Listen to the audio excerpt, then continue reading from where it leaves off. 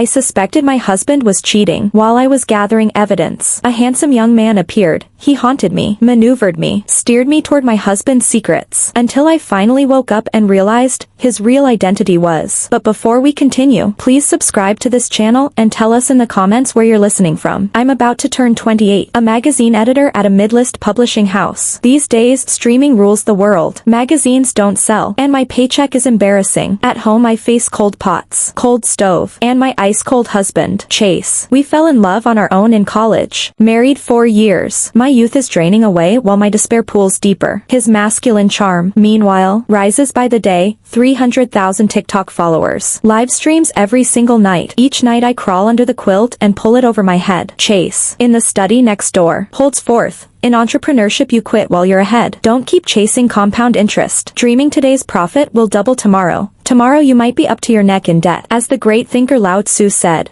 better to stop while the cup is full. If you keep sharpening, the edge won't last. Gold and jade fill the hall, but no one can guard them. Wealth and pride bring self-inflicted blame. Retreat after success. This is the way of heaven. He plays guru and startup wizard. A pretty face buys him a crowd that calls him teacher. He holds no real job. The live stream after midnight is his only income. I've complained plenty, but he sneers that long hair equals short vision. One night's haul. He brags. Tops my 2-month salary. So I shut up. Yet not $1 lands in my hands. Household expenses come out of my wages. When I ask where his money goes, he says designer clothes, luxury bags, high-end cosmetics. Righteous as a preacher, he explains, you don't get it. It's investment. The flashier I look, the more fans love me, the more gifts they rain down. I stomached it. Until the day I picked up our packages at the downstairs drop-off and accidentally tore open his delivery box. Inside lay a set of lingerie, not my size. I knew. He was cheating. Oddly, I wasn't shocked. Deep down, I'd expected this day. Calmly I repacked the set, taped the box back together. Tomorrow was March 8th, International Women's Day. I figured it was a gift for his mistress, probably delivered during a rendezvous. The next morning the press demanded overtime. I pleaded sick, drove home, parked near the mall, then walked back and sat on a garden bench in our complex, fighting nausea. I called Chase. Honey, where are you? He said he was home asleep, but 20 minutes later I watched him stride out in a tailored suit clutching a huge bouquet of red roses. I told myself I was ready, yet my whole body shook and tears welled. I tailed him to his new Mercedes-Benz, watched him leave the gate, then hailed an Uber to follow. He drove west to an upscale compound called Moonlight Manor. The guard let him through. I slipped in behind a mother and child. Inside, I tracked him to building 14. He entered. 1 minute later I stepped into the lobby and saw the elevator stop at 8. He and his mistress were meeting on the 8th floor. My heart pounded. Fists clenched, just a helpless wife about to catch them in the act. I rode up, pressed 8, horrific images flashing through my mind. Should I hit the other woman? No. Chase is the bastard. Slap him. Curse him. Scum. Emotion surged as the doors opened. 2 doors, 801. 802. Woman's intuition screamed 802. I knocked, years of manners drilled in, 3 polite taps with my knuckles. Though I itched to swing, part of me wanted to bolt, flee the planet. My mind went blank. The door opened. Not Chase. Not that woman. It was my mother-in-law, Chase's mom. Oh, Stella's here too. Brenda hid her initial fluster and waved me inside. Red roses dominated the coffee table. Chase walked out of the bathroom, face dark. You followed me. You actually tracked me. Stella, what the hell? I sorted frantic thoughts. Today is Women's Day. Roses for mom passed the test. The lingerie I saw could have been meant for me, wrong size, because he's never bought me clothes. Only this apartment feels off. Could he have put it in his mother's name to keep it out of our marital assets? Cold, but easier to stomach than adultery. We exploded into a fight. Chase swore he wouldn't come home for days. Fine by me. Takeout for 1. No dishes. At work I casually asked coworkers what it means if a husband quietly buys a new place. They laughed. Lucky you. The guy hit it big. Gossip flames leaped. Donovan editor must have got a mansion. Her husband's gorgeous and cultured. A total gentleman. I smiled thinly. Marriage is a cup only the drinker knows is bitter. I know Chase quotes classics, but he's half hot air. Cherish him. Editor Donovan. Men bloom at 40. Women wilt. When we're hags we're tossed aside. I hate that refrain, but it's reality. Maybe I should stop suspecting. Give Chase free rein. Only then can this marriage breathe. Wednesday brought the city book fair. We partnered with the public library to display classics and bestsellers. Since Since it was a weekday, we expected a trickle, but scores of college kids showed up. Turns out the elite state university is next door. Wednesday afternoons are free. I'd forgotten campus life. Those radiant 4 years when I ran the literature club and fell head over heels for Chase. Then the honor guard hottie. Passion cools. Ground down by daily grit. I started drafting divorce, no kids. Easy split. Sell the assets 50-50. While daydreaming, a young couple stopped at my table. Wow, the boy was a stunner. A mashup of Takeshi Kaneshiro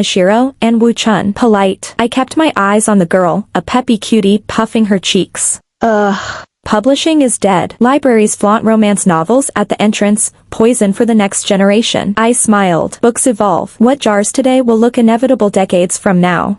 Scott Fitzgerald's stories were once pulp, yet now they're classics. Still, kids and web novels need balance, trust policy to steady the ship. The girl stomped off. The stunner lingered, flipping through a literary short story anthology. I read this on Goodreads. Rustic vibes are trending. Yes, the Rust Belt Renaissance. Flannery O'Connor, Raymond Carver, Cormac McCarthy. We talked literature, film, half-baked philosophy until 9 at night. The freest I'd felt in years. Then he invited me for coffee, and I hesitated and said no. Why? Am I not allowed to ask? Regret washed through me. I'm married. And you have a girlfriend? He grinned. Devastating. So the only reason I'd ask you out is to sleep with you? Heat scalded my cheeks. Sorry, I assumed the wrong thing. You meant intellectual exchange and my apologies. I bowed so low my hair flipped like a mop. His smile softened. But you're not happy lately. What happened? To lighten the mood, I joked about suspecting my husband of cheating on Women's Day, only to decide it was a false alarm. His brows snapped together. No, this isn't over. Why not suspect your mother-in-law is in on it? She could have met the other woman and is covering for him. That's impossible. Brenda wouldn't lie to me. Have you watched Dr. Foster? I fell silent. In Dr. Foster, the heroine digs for proof again and again. I've barely scratched the surface. I decided to revisit Moonlight Manor, this time prepared. Getting inside the complex is easy. Cracking 801's door is hard. At 1 p.m., I dusted the elevator buttons with talcum powder. Then I stretched plastic wrap over the keypad of 801 smart lock, undetectable. Office hours plus siesta time meant no witnesses. I know Chase's rhythm. Live stream until dawn, crash till noon, play between afternoon and night. I hid among the landscaped shrubs. At 1:40 he appeared, swaggering. Half an hour later I entered building 14, road to 8, peeled off the film. In the sunlight I studied faint ridges. Talc on his finger had transferred to the keys, each press lighter than the last. The 6 smudges lined up, 6-4-8-9-2-1. Password, 648921. I keyed them in, aware I had one shot, fail, and the alarm would blast Chase awake. The door opened, releasing thumping pop music. I slipped inside, living room empty, music pulsing behind the bedroom door. With every step I prayed I'd imagine the woman's layered moans. When I cracked the door I saw, and tears flooded down. My husband was in bed with another woman, both naked, oblivious, hand shaking. I silenced my phone, hit record, photos, video, then pulled the door shut on the pair of animals. I don't know how I stayed this calm. I drifted through what looked like a 2,000 square foot apartment, photographing the twin towels, twin toothbrushes, twin slippers in the bathroom, then the paired bowls and utensils on the dining table, the intimate framed photos of the two of them in the study, snap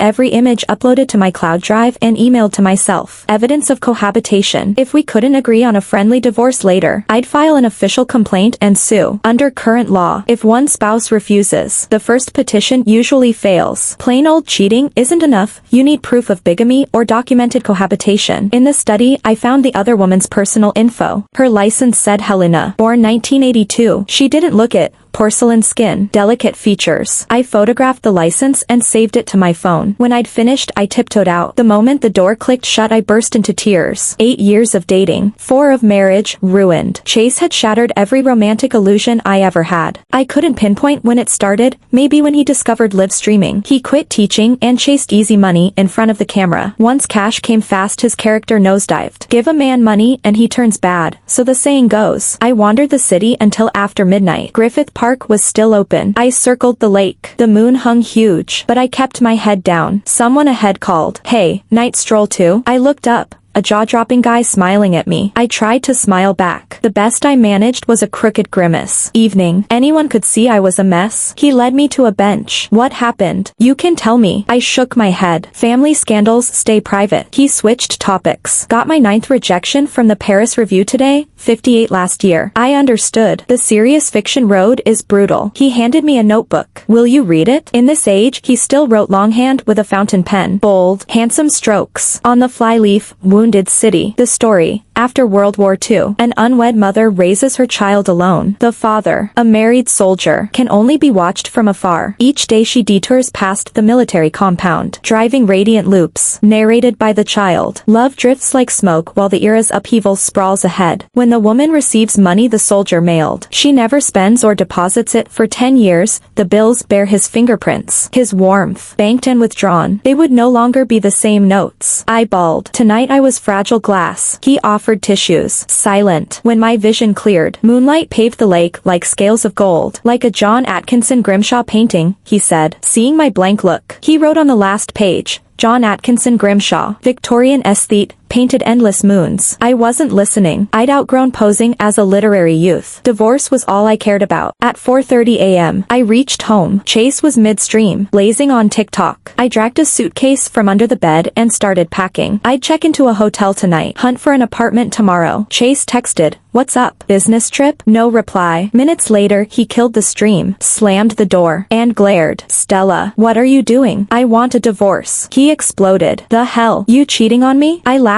despite myself. Too tired to fight. "Divorce. We sign tomorrow. I don't want your savings. 1 car each. The Mercedes is yours. The Honda mine. Split the condo. You keep it and buy me out." He fell silent. Then, while my back was turned, he scooped me up and flung me onto the bed. "Sorry, babe. Work's been mad. Let's fix this the old-fashioned way." Disgusting. I fought. He slapped me. "Don't play saint. You're my wife. It's my right." I bit his arm hard. Blood. Yelp. Grabbed my phone and suitcase. I'd had the foresight to keep filming. Now I had evidence of attempted marital assault, useful in court. The photos of him cohabiting with Helena at 801 Tower 14 Moonlight Manor were useless for now. Trespass and covert recording break privacy laws, only a last resort. But Chase barred the door and called his mother. Brenda, Mama and Bulldog arrived within half an hour. She hugged my arm like we were best friends. "Stella, dear, what can I cook you? Let's talk this out." Lovers' tiffs melt by daylight. I was already late for work. "Brenda, do you know who Helena is?" Her face flipped. Eyes bulged. "Where did you hear that name?" Chase jumped in. "The hell, Stella. I don't know any Helena. Stop flinging mud. Cut the act. I know you're cheating. Divorce sets us both free. Proof. You think people believe rumor? God watches. Let's confront Helena. Dare you?" Brenda snorted. "She works in Los Angeles City Hall. Think a commoner can stroll in?" I smiled back. "Exactly. Brenda, let's drop the masks." I already suspected. On Women's Day I came to 801 Tower 14. You opened the door. And Helena was inside, wasn't she? Brenda parked on the sofa, legs crossed. "I opposed this marriage from day one. Your hick parents couldn't chip in. We paid the down payment, put both names on the deed. And 4 years later, no grandchild. And you dare call yourself a Donovan?" Chase yelped. "Mom, I don't want divorce. It'll tank my brand. Listen to me. This woman has ice in her veins. Divorce her. Stella, take only what's yours. House, cars, savings belong to us." My heart hammered. "You paid the down payment, but the mortgage came out of my account for 4 years and I covered every bill and grocery. I cooked, cleaned. You're free maid. Why should I walk away empty-handed?" Brenda sneered. "Housework is a wife's duty. Shameless hussy. Asking payment for it. My son wasted 4 prime years on you. He could have married richer, prettier. We should sue you for his lost youth." Fury chilled into calm. I laughed softly. "Fine. I hadn't wanted Chase's money, but now I'll take it. He's the guilty party. He should leave with nothing. See you in court." Dragging my case at sunrise. Sweat soaked my back and palms. So this is how my marriage ends? Ugly. Rancid. I hated my poor judgment, but regret was useless. I craved a drink and almost texted a girlfriend. Then remembered it was a workday. Alone on a planter. I watched traffic and noticed the notebook in my bag. dove gray leather. Wounded City on the flyleaf. The dreamy stranger must have left it. Last night was a blur. I'd slipped it into my bag. On the last page, below, John Atkinson Grimshaw, was a phone number. I dialed. A drowsy male voice answered. Hello? At the sound I burst into tears and hung up. He rang back all day. I ignored him. Between checking into a hotel and racing to the office, his WhatsApp request popped up. Julian. I accepted. Seconds later, hi, owner of Wounded City. I offered to return the journal. He suggested 6 p.m. outside my building. Late March dusk. Julian waited in a white shirt tucked into pale gray trousers. Tall, luminous, the talk of every passing. To dodge gossip, I rushed out and turned right. He followed quietly. Inside a quiet jazz bar, I slid the notebook across. He tugged me into a booth. Talked to me. We stayed until 10. I drank lager, then cocktails, low proof but copious. We covered astronomy, literature, dreams, my collapsing marriage. I sobbed that 8 years had gone to the dogs. Another round. Your big sis can hold it. I slurred. Julian pried away my glass. Stop. You're 28. Plenty of road left. Consider the divorce cutting losses. I despise cheaters. I despise Brenda. I despise the other woman. I want revenge. I really meant it. Everyone who'd sliced me should bleed. Julian whispered. I hate cheaters too.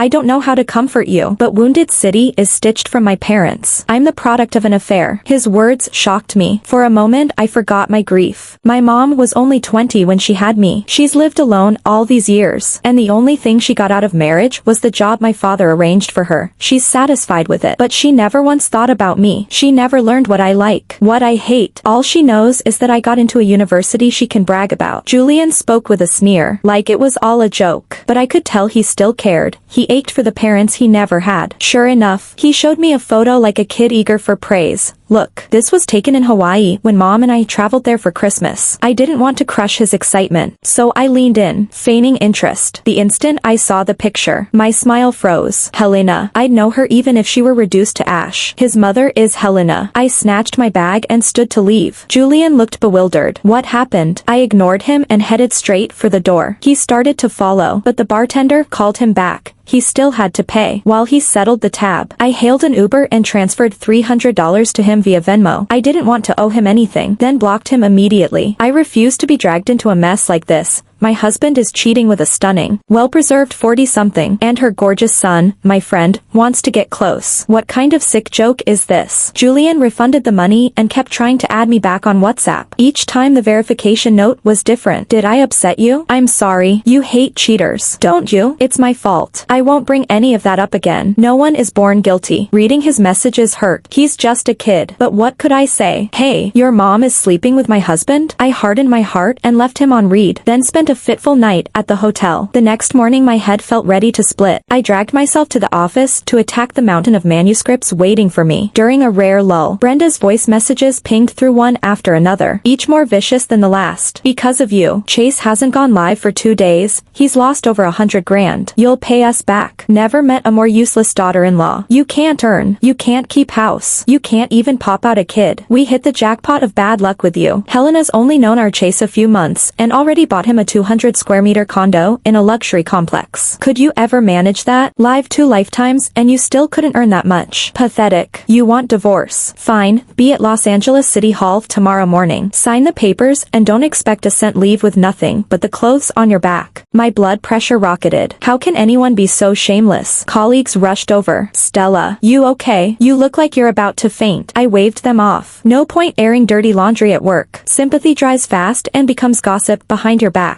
Years in the office have turned me into a coward who prizes reputation above all. After the afternoon meeting, an unknown number called. I picked up, throat raw from speaking. Hello, Stella speaking. A silky voice answered. Hi, is this Stella? I'm Chase's girlfriend, Helena. My mind blanked. She actually dared, to call and flaunt it. I hit record, forcing calm. I've been planning to kick Chase to the curb, but we're still legally married. Eager to dumpster dive. Are we? She giggled. Well, that's why I'm calling. Let's get the divorce wrapped up tomorrow. Brenda told me you want money or you won't sign. Stubborn old bat. Tell me how much and I'll cover it. Just end this quickly so Chase and I can marry. I named a brutal figure. 10 million. She hesitated, then agreed. I can't hand it over at once, but within a year I'll transfer the full 10 million, bit by bit. I was stunned, given what Brenda and Julian had let slip. Helena was supposedly a mid-level city comptroller. Where would she get that kind of cash? You're not joking. We'll put it in writing. Helena laughed lightly. Just because you'll never earn 10 million doesn't mean others can't. Don't project, sweetheart. You're 28. Don't be so obsessed with money. In life, affection is worth more than gold. I shot back. If you weren't loaded, would Chase even look at you? Unruffled, she cooed. Chase adores me. Jealous. I would be, too, so young and already outclassed by a woman pushing 40. Failure as a woman, don't you think? I leaned against the wall after she hung up, knees buckling. Hate scalded me, and a dangerous idea sprouted at last. I accepted Julian's friend request and texted,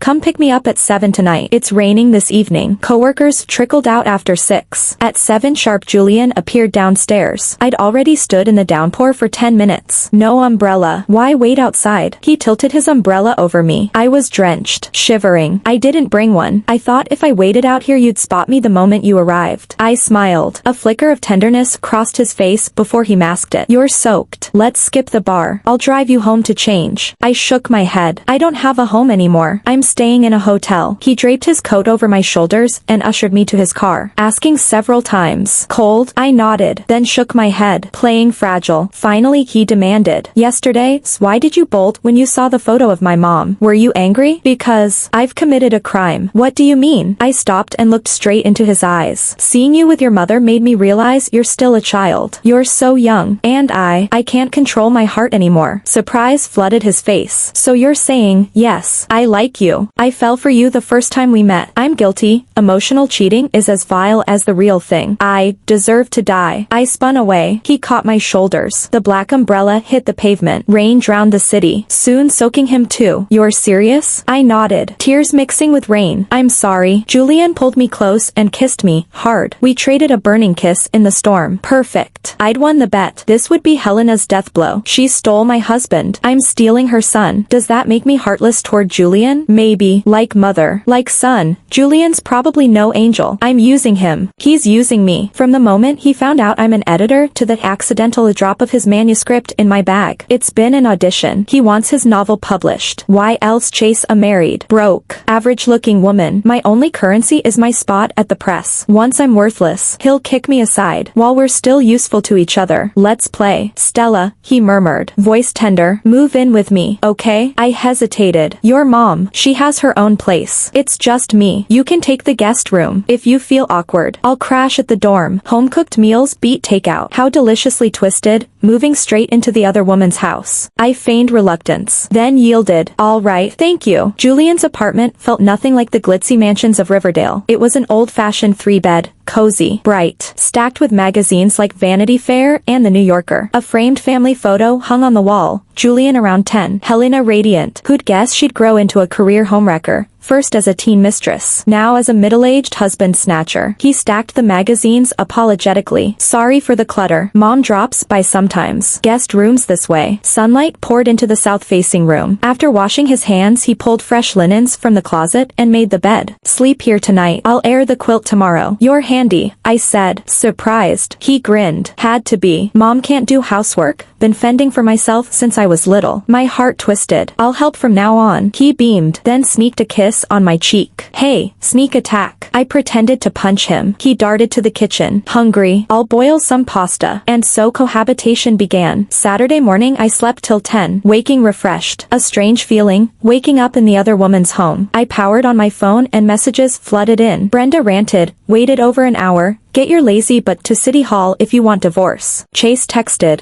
"I know you still love me, Stella. I dream of us back when you smiled at me, then vanish and my chest aches. Forgive me, let's start over. I'll cut that woman off." Helena chimed in, "Can we talk? If 10 million feels low, we can negotiate. We're still at City Hall waiting." I blocked Brenda and Chase, left Helena on read, then went to wash up, brushing, peeing, washing. When I stepped out, the scent of scrambled eggs drifted from the kitchen. Julian, spatula in hand, greeted me, making avocado toast and braised short ribs, Hope you like it. Love it. Mom used to cook it all the time. I smiled, wondering whether to tell my parents in the countryside about the divorce. Julian prattled on, happy as a lark. Great. I'm also sautéing spinach, home-style stuff. Don't judge. Judge. You're the only person besides my mom who's ever cooked for me. Truth. In 4 years of marriage, Chase never produced an edible dish. When I asked him to learn, Brenda forbade it. My Chase has never entered a kitchen. A gentleman stays clear of the stove, ancient wisdom. While I mused, Helena called. I slipped on my headphones and answered the call. What is it? You've changed your mind about the divorce? No, I want it badly. Don't worry, I'll sign. I'm slammed today, so hurry up. She exhaled in relief, as though grateful I was still determined to walk away. Do you know what Chase loves to eat? I almost laughed. She was so desperate to keep him. The second he'd wavered, she'd rushed to pamper him. I graciously informed her that Chase adored spicy buffalo wings. Ridiculous, she actually asked for the recipe, expecting me to teach her. She clearly assumed I'd already surrendered to the promise of $10 million.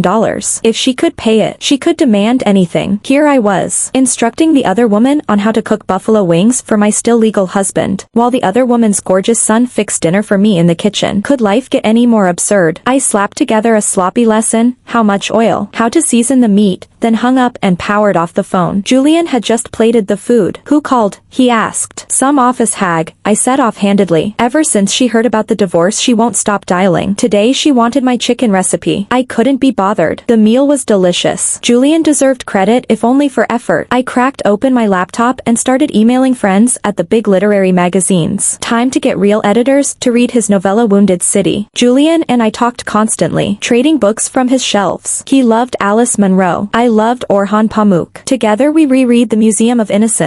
Plans for Labor Day week? He asked. I realized I hadn't taken a real trip in years, so we flew to Colorado. With a tour group we climbed Rocky Mountain National Park. Lake Tahoe glittered beneath us, a blue ice set in snow. The summit was freezing. Standing there, earth stretched endless beneath my boots. My heartache thinned with the altitude, washed clean by the thin, cold air. In Santa Fe we boarded an evening tour. Lanterns blazed on every adobe roof. The carriages formed a glowing line. Julian guided the horse-drawn cart from the front, graceful as a cowboy in a western, torchlight dancing in his eyes, devotion on his face. The moment bewitched me. Will you always love me? I asked. Always, he answered. No hesitation. No, he wouldn't. The day he learned I'd schemed against his mother, love would turn to hate. I whispered a wish. If you still want me in a year, let's meet right here. We will, he vowed, cupping my face, kissing me as fireworks ruptured overhead and dawn-colored ripples rocked the nearby creek. Right then, I felt the first urge to write something. Most editors once dreamed of authorship. I dusted off that mothballed ambition and started a novel. I called it The Fool's Exit, Divorce Diaries. Divorce, to leave foolishness behind and restart life. The heroine was me, a wife betrayed. In the story, she has just adopted a boy whose clear, trusting eyes say she is his entire universe. I gave her a fling. A dashing intern appears ambitious, brilliant, no future, yet irresistible. The heroine dives in, knowing the fire will burn her. The boy and the intern were simply Julian split in two. Before the plot was finished, vacation ended. I clung to Santa Fe but had to return to Los Angeles, the city I'd worked in for 4 years.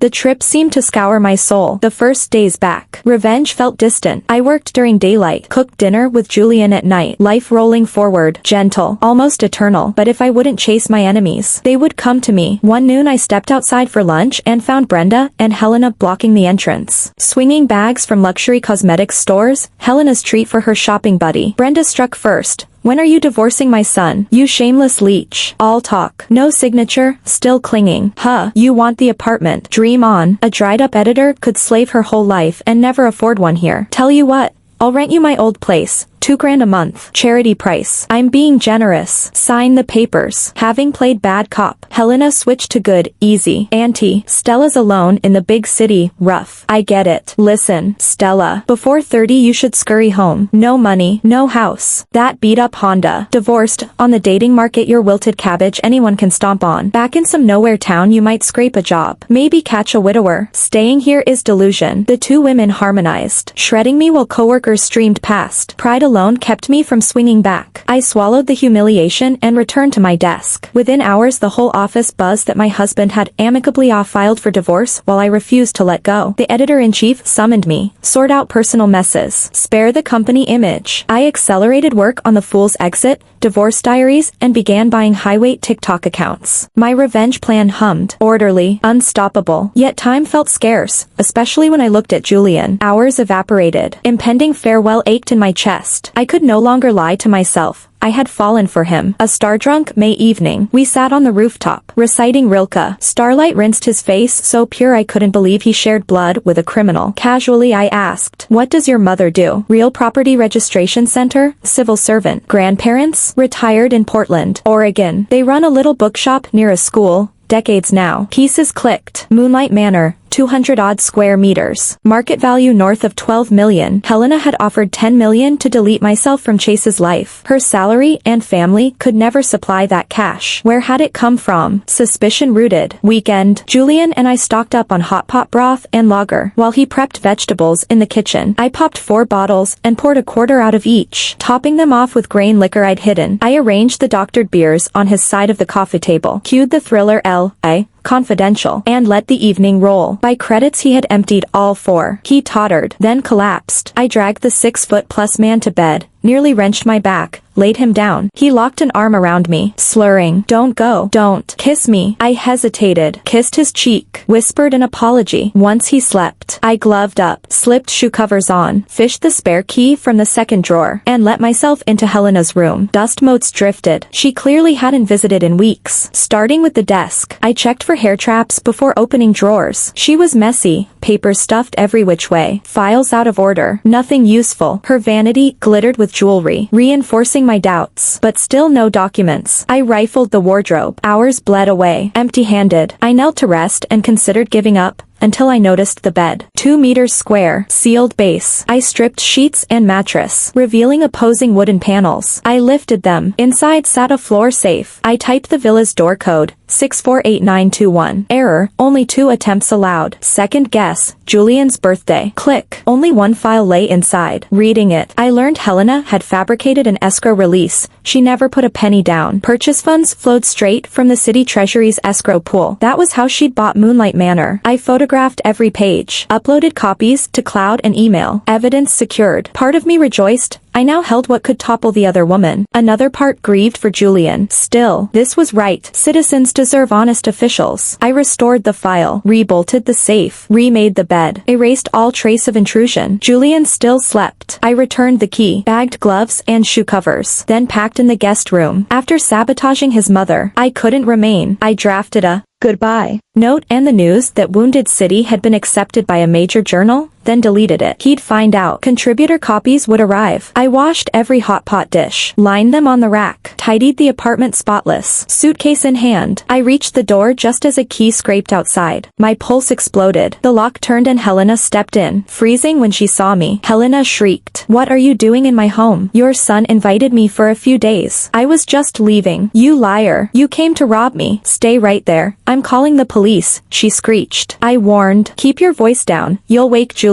But he was already shuffling out, rubbing his eyes. "Mom, you're back early?" Helena's tone melted. "Julian, do you know this woman?" She broke in. Julian grinned. "Oh, she's my girlfriend. I kept meaning to tell you. Guess we're all meeting at once." "Stella, this is my mom." "Helena." Helena's eyes bulged. "What? My boy. Are you insane?" Comedy gold. I beamed and joined in. "Pleased to meet you, Helena. We met at the Los Angeles Public Library 2 months ago. Julian's been wonderful. You raised him so well. I'm the lucky one." Julian and I shared a lover's gaze. I rose on tiptoe. He bent. We kissed. Helena's perfect face twisted. "Viper. Bitch. You dared touch my son. I'll tear you apart." She lunged. Julian blocked her, shielding me with his back while Helena clawed and screamed. "Stella. You whore. I'll kill you for poisoning my son." I squeezed out crocodile tears and sobbed. "Auntie, what What's wrong? What did I do? I'm getting divorced any day now. Julian and I fell in love freely. Can't we clear up whatever misunderstanding there is? Julian had no idea she was cheating with Chase, or even that she was cheating at all. She was a mother. She still felt shame in front of her son. I bet she wouldn't dare tell him the truth. Sure enough, she could only wheeze in fury, wailing, "My son, you have to break up with her. You have to. She's no good. She's scheming you. She's rotten to the core. She's been married." Julian looked bewildered. "Mom, what's going on?" "Stella was married." "Yes, but I don't care. I love her. Her past is her past. I want to build a future with her." Helena collapsed, beating her forehead on the floor, seeming to age 10 years in a second. Keening, "This is sin. Sin." Julian's face was anguished. "Stella, go stay at a hotel for now. I'll talk to my mom." "Don't worry. I'll keep working on her. She'll come around." I nodded and left. Downstairs, tears I couldn't hold back finally fell. "Sorry, Julian. I'm so sorry." The moment I checked into the hotel, I opened my laptop, hooked up the printer, and searched for the FBI Anti-Corruption Task Force hotline, email, and street address. First I emailed my report on Helena's embezzlement, then printed the evidence photos in triplicate. One set I express mailed, another I USPS mailed, both to the task force. The third set, adding proof of Helena's affairs, I slipped into a manila envelope and, late that night, drove to city headquarters and dropped it in their overnight box. Back in my room, I edited the footage I'd shot at Moonlight Manor. No explicit clips, just couple selfies of Chase and Helena, snippets of my recorded calls with Helena, and a few photos of Chase and me. I uploaded the montage to several high-impact TikTok accounts I'd bought. Hashtag divorce, hashtag cheating, hashtag heartbreak. Titled, Influencer Chases Two Families, and paid to boost it. The clip exploded. By the time I finished it was 3 a.m. I fell asleep exhausted. When I woke I hadn't even checked TikTok before Julian texted, "Where are you?" My heart sank. He knew everything. Running was pointless. Better a quick stab than a slow bleed. I sent him the hotel and room number. 10 minutes later, he was at the door. The instant it opened, he crushed me in a hug, burying his head in my neck with a long sigh. "I missed you so much." My body went rigid. I hardly dared breathe. Did you see the TikTok?" "What TikTok? I never scroll that stuff." "Right. He only reads paper books. Zero short video apps." "Your mom didn't tell you anything?" A long pause. "I'm wrecked. Stella, I didn't sleep. I need a shower." He looked blissfully unaware. Relief and dread tangled in me. I hadn't the guts to blurt out the truth. Let him discover it himself. A few minutes into his shower he called, "Stella, how do I get hot water? I hadn't bathed last night." I had no idea. He fiddled a while, then shouted, "Come help. Two heads are better than one." I slipped inside. He stood in shorts. I kept my eyes down, fumbling with the valve. His breath grazed the nape of my neck. My pulse raced. It was simple, one twist, and steaming water drenched me, soaking half my blouse. "All set? I'm out." I bolted, but Julian caught my arm, reeling me in until my back met his chest. Only a thin wet layer separated us. He stroked me everywhere and whispered against my ear, "Stella." Steam blurred what came next.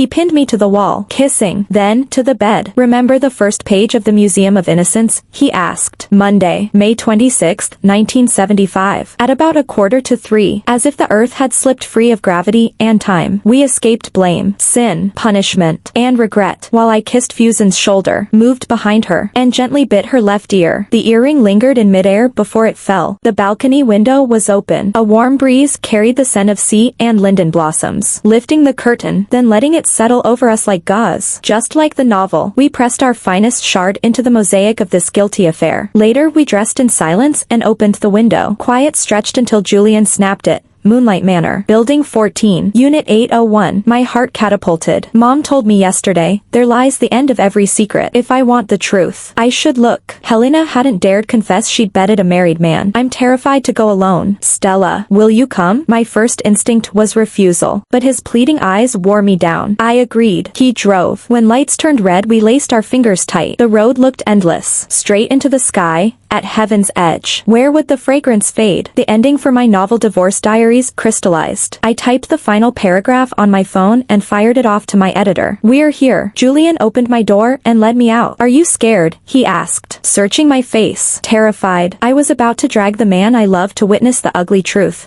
Truth, I'd helped write. Up on the 8th floor, a faint glow suggested someone was home. I squeezed Julian's hand, rehearsing the coming showdown with Helena and Chase. But no one answered. 801. We rang, knocked, even pounded, nothing. Julian dialed Helena, phone off. You don't think Mom would? Suicide flashed through my mind. I shoved him aside and keyed 648921 into the smart lock. The instant it clicked, I charged through the 200 square meter flat. Empty. No blood. No suicide scene. Relief washed over me as I stepped back into the foyer and met Julian's stare. Ice cold. Disgusted. Hateful. At the same instant, sirens wailed below. Realization slammed me. You set me up. Trespassing. Enough for the cops to haul you in. You hate me? I hate that you lied. You used me to get back at my mom. I actually thought you loved me. How stupid. Now I use you, sleep with you, then send you to jail. A taste of your own revenge. Julian, I never wanted this. But your mother wronged me first. Humiliated me again and again. I had to fight back. She's still my mom. Did you ever, one single second, think about me? I had, but there was no time to answer. The officers cuffed me. Illegal entry. 10 days detention and a $500 fine under the public security rules. I hated no one. Time crawled, flat and gray. When I walked free, the world had flipped. My phone erupted with messages, strangers, friends, everyone asking if I was okay. The TikTok clip I'd posted weeks earlier had incubated in niche corners until netizens ID'd the mistress as a suspected embezzler. Then it detonated. Chase issued a statement, agreed to divorce, offered me the lion's share of our property. Helena was suspended and investigated. Her Moonlight Manor flat, her jewelry, everything listed on government auction sites. I heard nothing of Julian until one deep night call from an unknown number. Drunk, he sobbed. You never loved me. You used me. So why did you help publish Wounded City? Why? Wasn't there even a sliver of real feeling? I don't get it. Stella, you're tearing me apart. I should hate you to the bone, but I dial tone. In the dark, I wondered if I dreamed it. The beeps dissolved like spilt water. My company didn't fire me. They just put me on the shelf. I resigned first. I sold my Honda, banked the cash with the divorce settlement, and bought a one-way ticket out of Los Angeles. 8 years, 4 in college, 4 at work, done. I was going home. In the departure lounge, a bolt from the blue, a publisher wanted divorce diaries. I hadn't expected it to see print, let alone blow up, but my label as the scorned wife in the viral cheating saga turned the novel into a based on true events. Within 6 months, I earned more than in the previous decade. Fortune is a prankster when luck hits. You can't duck. Back home, I bought my parents a new elevator condo so they could live out their days in comfort. Children's luck is parents' peace. I still travel constantly, book tours, readings, living half out of a suitcase. Some call me a hype writer who struck it rich off influencers. Others pry for which characters are real. I smile and keep mum post-divorce. I'm lighter, clearer. Maybe that's what pure joy amid blandness means. Epilogue. Another April. Petals falling. I'm in Sedona for a book launch. Strolling the lanes I recall last year in Santa Fe. Carriage rides. Skyflung fireworks. The promise Julian and I made by the creek. If heaven favors us, and a year from now you still love me, we'll meet here again. I drive from Sedona to Santa Fe, reading Cormac McCarthy's Blood Meridian slowly. Time is plentiful. Day after day I wander the cobblestones. I reach the last lines, then they were gone. The wind had stopped and the sun was down and the sky was no longer blue but black and the stars were out and the moon was full and the world was silent. Again and again I murmur, perhaps he never will. Perhaps tomorrow he will. I look up. A horse-drawn carriage glides. Its front bearing a figure. Gorgeous. A mashup of Wu Chun and Takeshi Kaneshiro. My cowboy. My Julian. Thanks for listening. If the story touched you, please like and share. We'd love to hear your thoughts below. Don't forget to subscribe for more tales. See you next time.